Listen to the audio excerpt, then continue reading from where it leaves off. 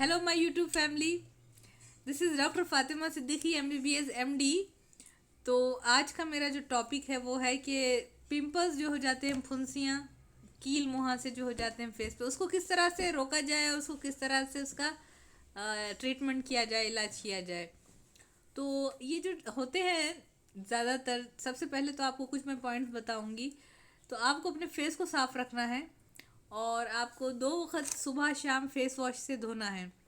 और अगर आपकी स्किन ज़्यादा ऑयली है तो आप बेंजाइल पेरोक्साइड जो होता है वो प्रोडक्ट, जिस फेस वाली क्रीम में आप इस्तेमाल कर सकते हैं। और सैलिसाइलिक एसिड वाला फेस वॉश आप इस्तेमाल कर सकते हैं। और clean and clear face wash भी जो मार्केट में आता है, उसका नाम है क्लीन एंड क्लियर, वो भी बहुत अच्छा होता है। तो आपको रात में सोने से पहले भी एक वक्त अपना स्किन को धोना है अच्छी तरह से फेस वॉश से, और सुबह उठते की। और शाम में सोने से पहले आपको इसलिए धोना है कि ज़्यादातर जो आपकी स्किन की जो रिपेयर होती है और स्किन की जो ग्रोथ वगैरह अच्छी तरह से जो बॉडी की तरफ होती है वो रात में होती है। तो इसलिए सोने से पहले आपको किसी भी हाल में अपना मेकअप रिमूव कर कर सोना है। तो और तमाम किस्म की जो डर्ट चेहरे पे जमा हो जाती है, धूल, वो जो उसकी वजह से भी पिंपल्स होते हैं।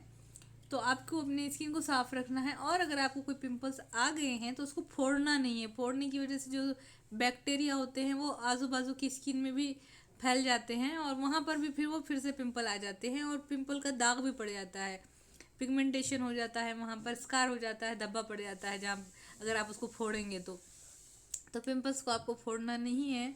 और आपको अपनी ज़्यादा जो फूड लेते हैं, ग़िज़ा लेते हैं, खाने में आपको ज़्यादा ऑयल नहीं लेना है।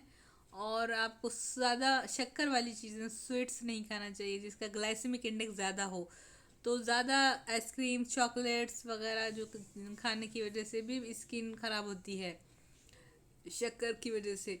और आपको जो है जब आप धूप में जाते हैं तो आपको सनस्क्रीन का इस्तेमाल करना चाहिए। और जो आप बार बार आपके फेस को टच नहीं करना है। और जो आप पिलो यानी तकिया इस्तेमाल करते हैं उसका कवर आपको चेंज करते रहना है, बार बार साफ़ रखना है। क्योंकि उस पर जो डर्ट और तेल वगैरह होता है तो वो अगर आपकी स्किन पर लग जाता है तो उससे भी पिंपल्स आते हैं। उसके अलावा आपको अपने बालों में बहुत ज़्यादा ऑयल इस्तेमाल नहीं करना चाहिए, क्योंकि फिर वही ऑयल आकर आपके चेहरे पे पहुंच जाता है और फिर उसमें डर्ट के साथ, धूल के साथ जाकर वो अंदर जो पोर्स होते हैं उसमें ये उसको बंद कर देता है। फिर वहाँ पर इन्फेक्शन हो जाता है, माइक्रो ऑर्गेनिजम्स, और वो पिंपल्स आने लगते हैं। उसके अलावा आपको पानी बहुत पीना है और भरपूर पानी पीना है और फ्रूट्स ज़्यादा खाना है और फैटी चीज़ें कम खाना है, वेजिटेबल्स ज़्यादा खाने हैं आपको। और जैसे खीरा और फ्रूट्स, और पानी बहुत ज़्यादा पीना चाहिए आपको अगर आप पिंपल्स से बचना चाह रहे हैं तो। इसके अलावा आप घर में जो है फेस पैक जो इस्तेमाल किए जाते हैं, जैसे मुल्तानी मिट्टी होती है, मुल्तानी मिट्टी में आप थोड़ा सा दूध मिलाकर फेस पर लगा सकते हैं और सूखने के बाद उसको रिमूव कर सकते हैं। एलोवेरा जेल भी जो है चेहरे को, आपकी स्किन को सूथिंग इफेक्ट देता है। इसके अलावा आपको जो है नीम के पत्ते भी आप जो है पीस कर लगा सकते हैं।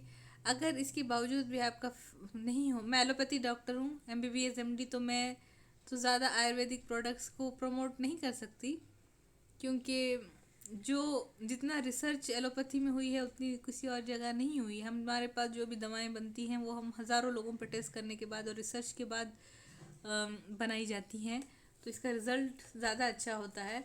तो अगर इसके बाद भी आपको फ़ायदा नहीं हो रहा है तो आप जो है, एक क्रीम आती है क्लिंडामाइसिन जेल, तो क्लिंडामाइसिन जेल, इसको जो है क्लिंडामाइसिन ए नाम से आती है, ये एक जेल फॉर्म में होती है। उसको आप सोने से पहले आपके पिंपल्स पर लगाना है उसको अच्छी तरह से, और सुबह उठकर फेस को धो लेना है।